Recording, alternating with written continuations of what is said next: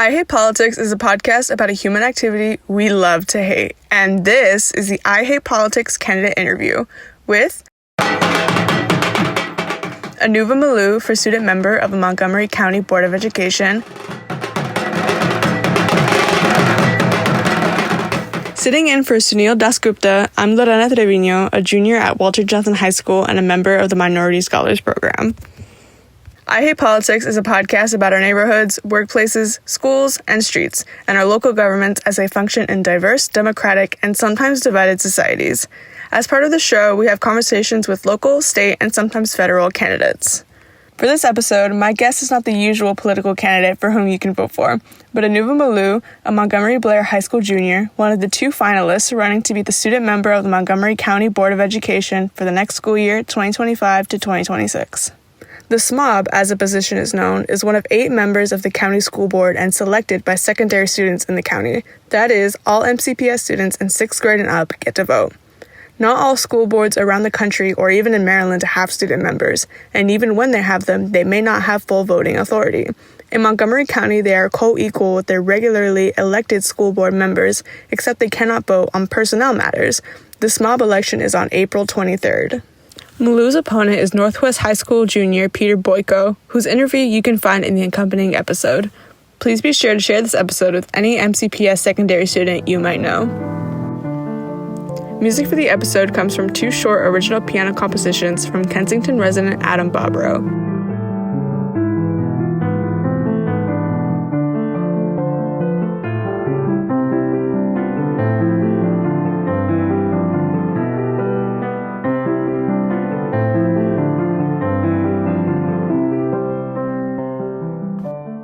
Anuva Maloo, welcome to I Hate Politics. Tell me about yourself. I am a junior at Montgomery Blair High School. I grew up in the Northeastern Consortium, the NEC for short. I attended Briggs Cheney Middle School throughout middle school, and in elementary school, I was at Cloverly Elementary School. And then when I got to high school, I got into a program known as the Blair Magnet STEM program, which got me into the Down County Consortium. That is purely what sparked my entire journey into advocacy in general, although I've always, been involved in student leadership in middle school. When I got to high school and I got to learn about all of these huge organizations countywide and everything else, and I really thought, hey, my voice can be heard. But then I got into those type of organizations and those situations, and I realized, where are all of my friends? Where are all the people that are from the NEC? Where are all the people from the DCC? Where is that representation in these organizations? And honestly speaking, that's what got me started into everything. It's for the friends that I grew up with in middle school that worked as hard as me, if not harder, that now don't even attend school. And a lot of the times these kids are chalked up as like lazy or no goods and stuff like that, when in reality, they got 3 little siblings at home that they have to take care of. They don't know where their next meal is coming from. And a lot of the times what frustrates me the most is that like adults just like to chalk these kids up as like no goods when no one knows what's going on with their home life. I had a friend pass away due to overdosing, and I remember my freshman year, I met him at a football game. I hadn't seen him in a year from a lot of stuff. And I thought, hey, it was good catching up with him. I'll see him in a few years from now. We'll catch up again about something random, talking about like how he used to be back in the old days or something like that. And the next day I look on Instagram and I see that he's passed away.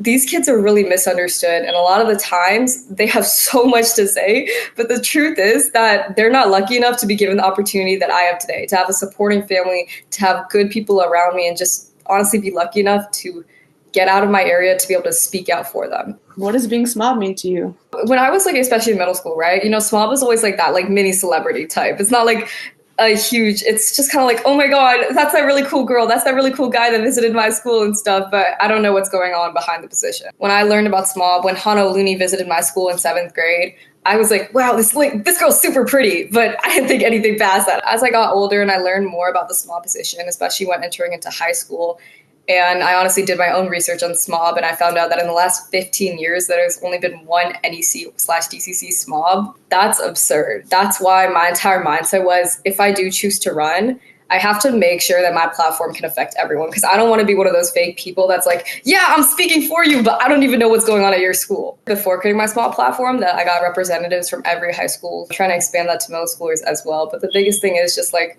SMOB to me is the quickest way to make my goals happen and execute them in the county. Yes, obviously you do get a lot of cool powers with it. You know what I mean? You get the right to vote on the Board of Education, which is incredible. But the truth is, the amount of publicity you get from SMOB, you can go outside the county and you can work with other places that you can to really, truly make your goals happen. And that's what I want to do. I want to make some change in MCPS. And I feel like SMOB is my quickest way to do that. And it's just something I've always been inspired to do since a young age. What areas, like specifically, do you think need the most help, need the most change? Infrastructure, safety and necessities, mental health, education, and representation. The first three things I want to do when I do become SMOB is first, I want to get our bathrooms unlocked with doors. I went to WJ, for example, and oh my God, all of the kids there, every single one of them were like, can you get my bathroom unlocked, please? Like, please, please, please. And I mean, 100% I get what you mean. You know what I mean? I'm doing my makeup sometimes in the Blair bathroom with no doors. And there's just random guys walking past it as they see me do my mascara. And you know that awkward face you make when you're doing it too? Like, yeah, just like the fish lips, yeah, like yeah, it's so embarrassing. And it's just, those type of situations. I don't think anyone should ever be in them.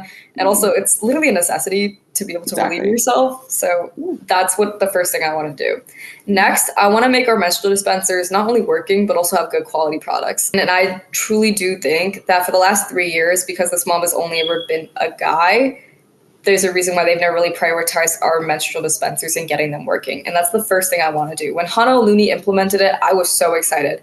Not only like as a student, but also just as a girl, as a person who has a period, to know that I wouldn't have to stress about where my next pad or tampon was going to come from when I go to school. A lot of kids have lost faith in the small position and a lot of fake promises that they've made. And that's why I want to work on past implementations that have happened, and I want to innovate them and make sure that they're still working and those promises are being followed through with. The third thing I want to do is regarding my friend that did pass away due to overdosing is I want to make fentanyl strips and Narcan kits accessible to all students. I myself know from like my friends that may do certain things, and I mean maybe you guys' friends or anyone else, that telling your friends or students to sit down and watch an hour-long video about how drugs are bad, it's not going to change their mind. And what I would rather them have is that if they're ever in a situation where they are unsafe, they have the comfort of safety in their hands, knowing that Narcan is easily accessible and that fentanyl strips are easily accessible to them at all times. Training our security guards in Narcan was an amazing step in the right direction, but we need to do so much more. And I would rather give our students the comfort of safety, especially my friends, than have them sit down and watch an hour-long video.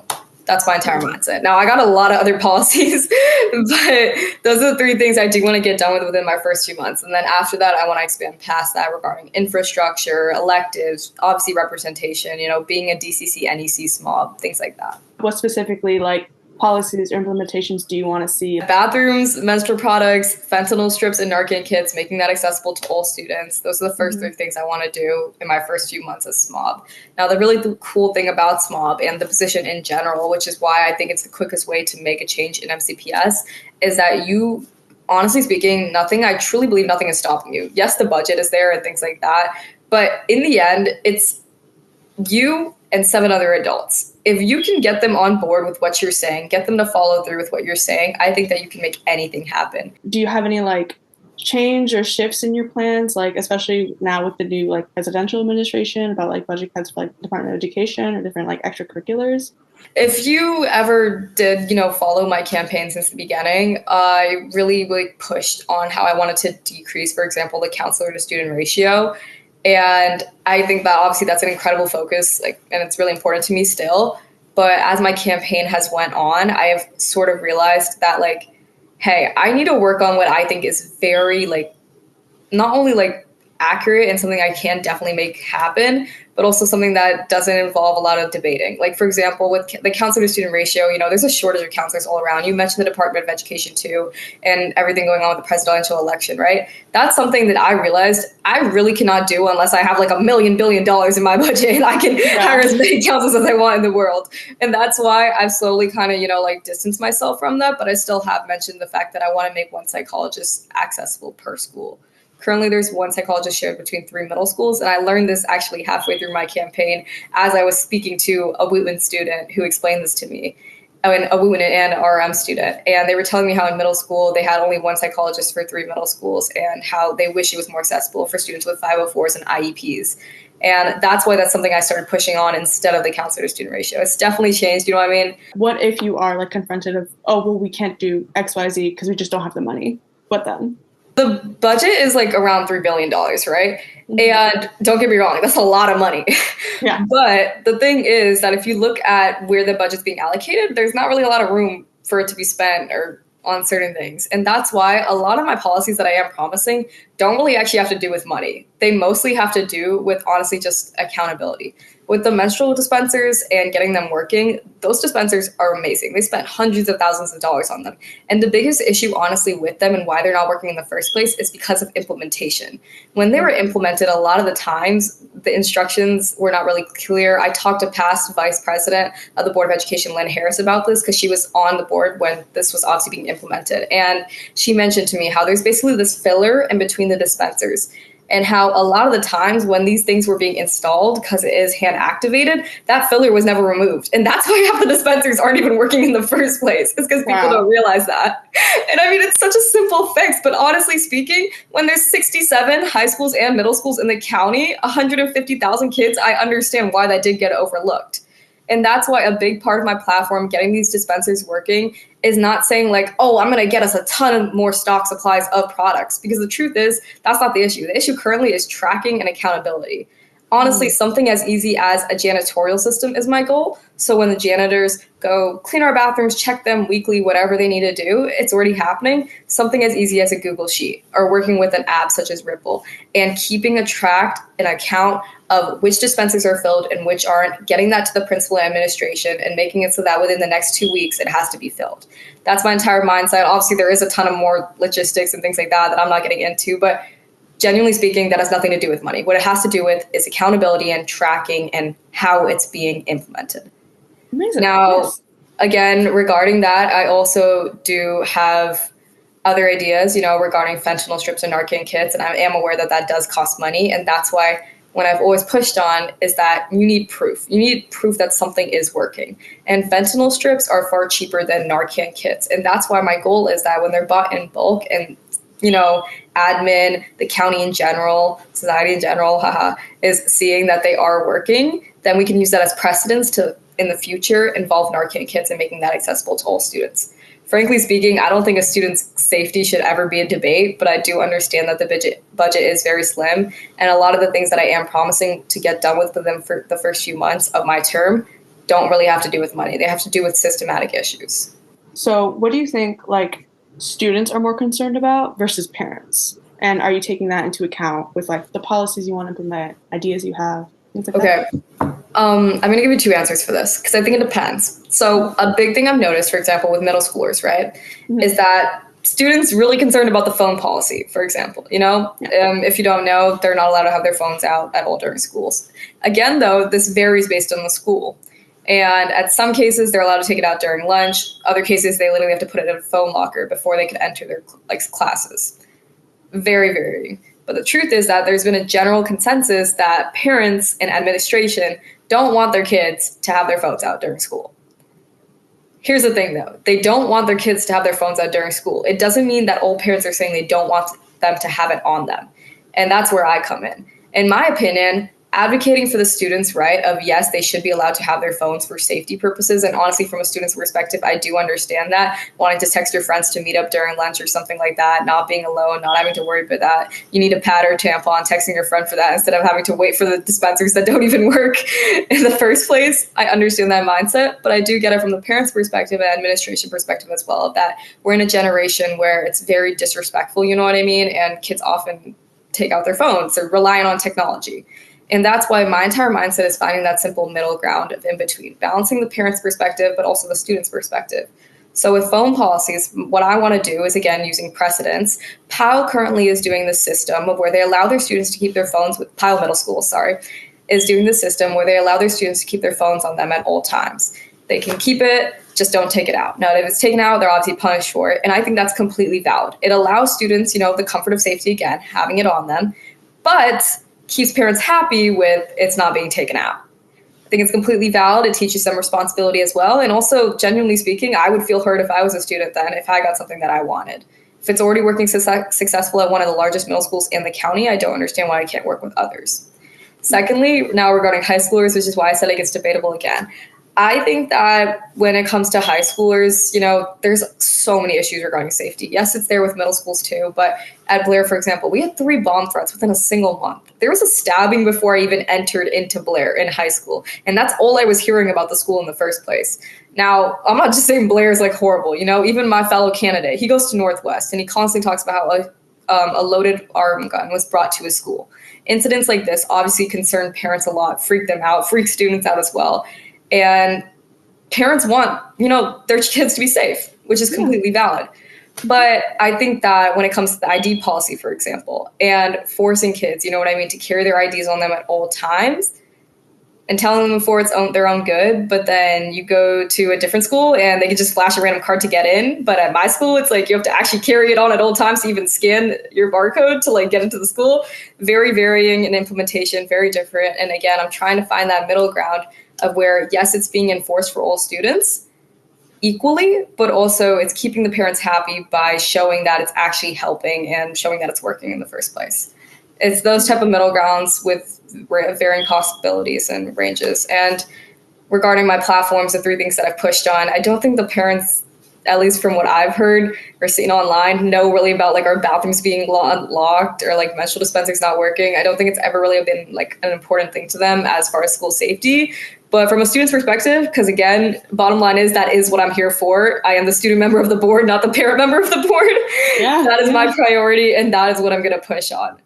Again, though, I am always going to keep that in mind of what the parents want, but the truth is I am the student member of the board. Yeah, amazing.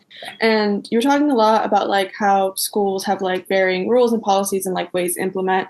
So when you are enacting these policies, are you going to be more focused on the general schools are going to be implementing this, being held accountable? Or are you going to focus more on an individual school level? Because I know you were talking about a lot of problems at your school and then at Northwest as well.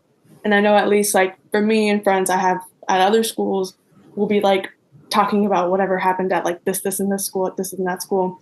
And schools like Northwest, schools like Montgomery Blair have all these horror stories, whereas with other high schools, I don't hear anything about them, for maybe good or worse. No, I get exactly what you mean. I will say, I think that every single school has their fair share of problems. I just think some are more publicized than others. And again, that just, it comes down to just, I guess, which schools are more known, also just your friends in general, what you see posted online, what you don't, depending on your area. But what I will say, though, is that if you're asking how I plan on dealing with a lot of these situations, because it depends on the school, am I correct? Yes. My main idea, what I've talked about always, is that I plan on committing to visiting all 67 high schools and middle schools, even after I am SMOB. Because the truth is that, honestly, when I was a kid, I loved meeting the current SMOB, not just the candidates, but also just seeing what my SMOB's been up to, the person that I wanted to win, seeing what's up, seeing what my role model's doing. And not only that, getting the kids excited, understanding that they can have faith in the SMOB, but also when I do these visits, I plan on setting up meetings with the principals and administrations there to figure out, certain problems, for example, the bathroom policy, because that honestly comes down to the school. At Blair, we have no bathrooms locked at our school, but we have no doors either. Things like that. You know what I mean? For example, at Einstein, most of their bathrooms are locked, but they have doors though. So hey, win some, lose some. You know what I mean? It again depends on the schools. I plan on killing 2 birds with 1 stone. Not only just visiting the school and doing my part as SMOB to get the kids excited, but also dealing with administration levels and school policies that way. That's my mindset: getting it done fast, easy, and also again doing 2 things at once. Yeah, exactly.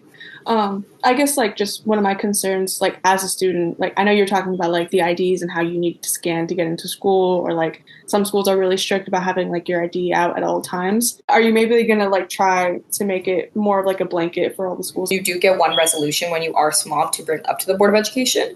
And I don't plan on using my resolution on something like bathrooms, for example, because I think that when it comes down to it, it's again school level varied. And that's why, again, when I do these conversations, I'm not going to make a huge blanket rule oh my God, all bathrooms need to be unlocked, because again, it comes down to the school in those cases. But when it comes to things like fentanyl strips and Narcan accessibility, that's one of those things where I'm going to make a blanket rule. You know what I mean? I'm going to be like, hey guys, like this needs to be accessible for all schools. This needs to happen. It's the same thing as when Honolulu installed all the dispensers, and she said by 2025, 4 years after her term, all dispensers need to be in all middle schools and high schools. Same situation. I want to do that too with Narcan accessibility, getting our dispensers working.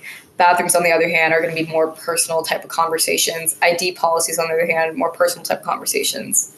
Phone policy, that's going to be a bit ranging now. I still want to use palace precedents. That might be a whole blanket thing. But again, it genuinely does all depend on when I am SMOB and how much leeway I get. Because the truth is that those 3 main goals that I've mentioned since the beginning, those are my main focuses. Now, after that, I'm going to have a lot more months and a lot more time, and I'm going to get a lot more done, don't get me wrong. But the first 3 things that I am promising, I'm going to make happen.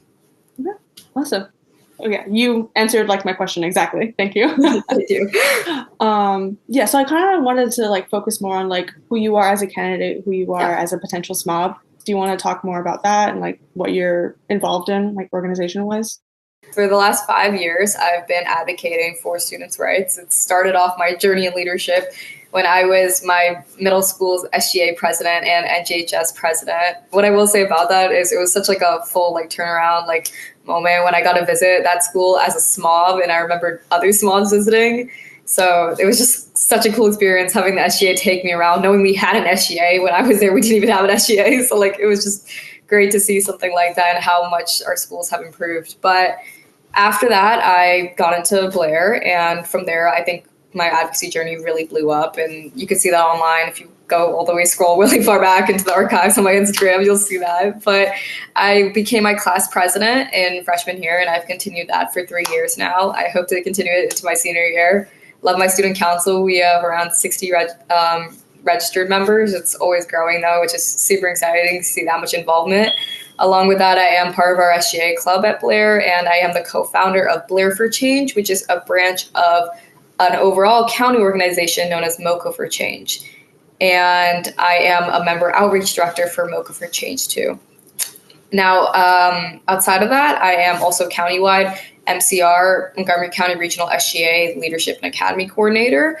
Along with that, I have testified twice for masked workshop. I have presented twice for Maryland Association of Student Councils workshops at Fall Leadership Conference, testified 3 times to the Board of Education, 6 times in Annapolis for Students for Fair. I'm involved in the Yellow Foundation, which is another outreach organization. And aside from advocacy, just school-wide some passions, I am a part of our Silver Chips Online publication at Blair. I'm the business editor for that. I'm a varsity athlete. I've been swimming RMSC for 10 years now, did track for the last 2-3 years, cross country too. I've danced for like 10 years now, working on my graduation right now, my little ending performance. And I love to paint in my free time and just read books. So, yeah.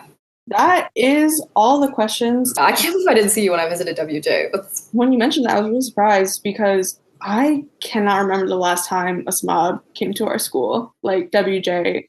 I've been on some visits where I feel like I can tell like these kids are looking at me like I'm insane, like they do not want to talk, like they're like, why is this girl presenting to me in a suit and stuff? And that was just not the vibe at WJ. I'm so sad we didn't get to meet. Were you like in the publication room or? No, I honestly think like it's not even just like an issue at WJ. It's with a lot of schools where there's just like a huge separation in like the student population of there are some students who are just really informed, like really involved in school, and others who are just like really disconnected, not really super aware of what's going on. Yeah. And I think especially for the SMOB, like you were saying, they're kind of like local celebrities where like I've seen like a glance of them like maybe once or twice. Like I've seen photos of like SMOBs like near our football field, and I've never like met a SMOB like at WJ like in my 3 years of being there. Yeah, that's absurd. And my entire mindset is like, I completely understand what you mean of like feeling like certain people are like in with the crowd and know what's going on, and then certain people don't. Cause like I felt like that a lot when I got, oh my God, I didn't even mention like my most important thing. It's because I was going to tie it back, but I forgot to. So I'll tie it in now then. I hope we get to do it. Interview. But talking about that, so the biggest reason why I founded the DAC, the NEC and DCC Advocacy Coalition, is because when I got involved, like my freshman, sophomore year-ish, in a lot of these advocacy organizations countywide, and I was looking around and I was like, where are the NEC kids at? Where are the DCC cats at? And things like that. And I honestly just felt like nothing was happening, nothing was getting done, and anything I said was just like useless. It was just like they would write it down on the paper and just completely chalk it up and ignore it. That's why I founded that organization in the first place. We have 100 registered members, and honestly speaking, it started off with just a ton of kids, a ton of my friends that came up to me and were like, hey, Anuva, look, I want to get involved, but it's always the same people in these photos, or it's always the same people that are like know everything that's going on, and I know nothing that's going on because they're just like not telling me. No matter how much I try to get into it, like I'm never informed. I follow everyone on Instagram. I do everything that's right. I'm just never in with the crowd. And I was like, I get what you mean completely. And that's why I started that organization in the first place, was to not only, give a voice for the kids that never really were heard, but also just get a group of kids together that know what it's like to not understand what's going on. Yeah, and exactly. Just want to help, but don't know where to start. And I mean, it's been going great. We have our monthly meeting coming up soon, guys. Subtle plug. It's on March 31st. Totally show up. Amazing. Thank you so much. And good luck with the campaign. Thank you. Bye, Lorena. That's Montgomery Blair High School's junior, Anuva Maloo, one of the 2 finalists running for the Montgomery County Board of Education. You can find her on Instagram at Anuva4SMOB. The 4 in the Instagram tag is a number 4. You can find her opponent Peter Boyko's interview in the accompanying episode.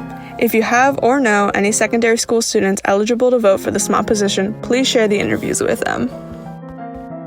Music for the episode comes from Kensington resident Adam Bobrow. If you want to share your music on the show or know someone who wants to, please email us at producer@ihppod.org. I hope you will listen, like, and share the show as we bring you stories about politics close to you and to your home. See you next time.